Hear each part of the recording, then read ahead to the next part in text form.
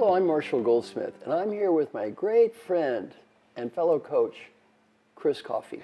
Chris, great to see you. Nice to see you, Marshall. Chris and I have known each other for many, many, many years, and you know, in my job as an executive coach, I've also been directly or indirectly responsible for the training of thousands of coaches, and I've got to say Chris is one of the top of the list. Now, when I say top, what do I mean?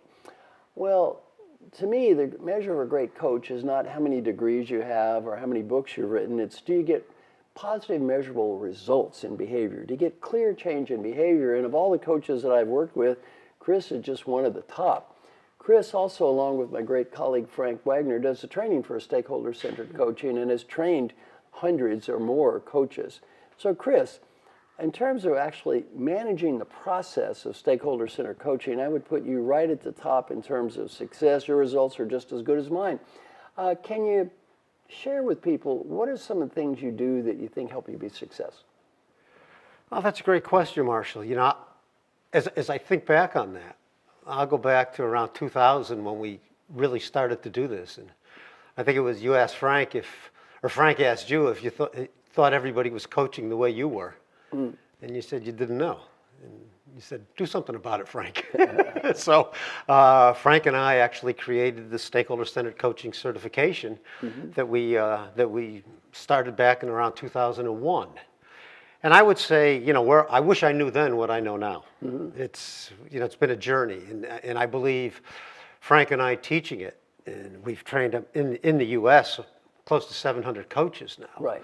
You get better every time. You know, it's the saying, if you can't do, teach. My philosophy is, if you can do, teach. And I think whenever we teach it, we learn. We learn from our students, and it reinforces the process. So if you think about the process that you actually built off of your method, we work with successful people. And we got into the article you wrote on, you know, what are the belief sets of successful people?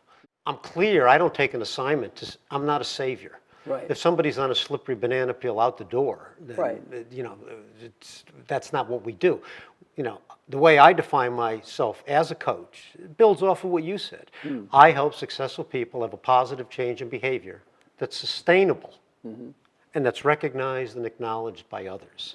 And that's what ties into, you know, I think the uniqueness of our process. When people ask me about why is the Stakeholder Centered Coaching process so powerful, number one, people only pick a couple of things to work on.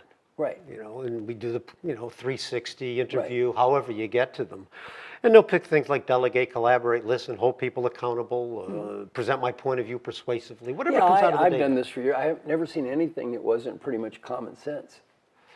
Well, yes.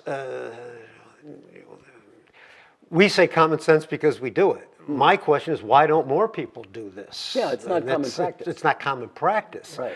And they pick a couple things. And then I would say to them, okay, who are the people that'll know if you've done this? Right. And that's how we engage the active engagement of stakeholders, which most coaching processes, as I know, don't do that. Oh, some of them are the opposite. Some of them, in fact, say, you can't tell people you have a coach. This is some secret up there that, you know, and obviously there's no way to measure change in behavior because no one even knows you have a coach or you're trying to change behavior and there's no one to do the measuring.